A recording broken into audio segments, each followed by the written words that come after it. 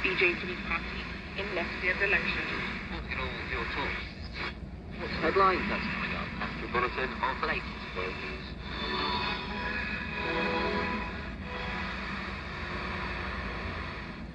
Hello, I'm David Hall. Parliament in Thailand is considering a second attempt by Prime Minister's general election to become Prime Minister. The Thailand Duran Rat forward progressive coalition with a clear majority in the lower house. Jonathan Head is in Bangkok. The dramatic surge in support for moving forward in the May election, putting it ahead of every other party, briefly held out the possibility of a truly reformist government taking power in Thailand for the first time.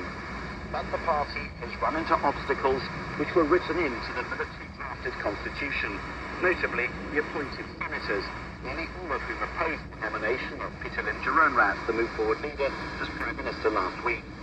As he tries for a second time, the senators remain implacably opposed to the young reformist, arguing that Move Forward poses a threat to the monarchy. Some are saying it shouldn't even get this second chance to form a government. Donald Trump has complained that he's the victim of election interference after 30 cases of federal investigation into alleged criminal behavior.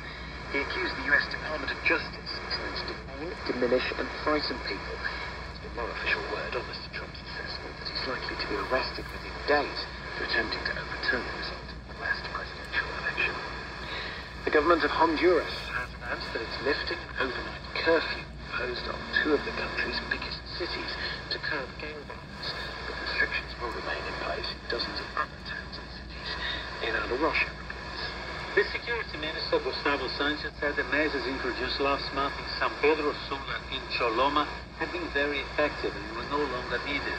He said murder rates in the two northern Honduras cities have declined by nearly 75%. The special measures were first introduced in many areas of the country in December.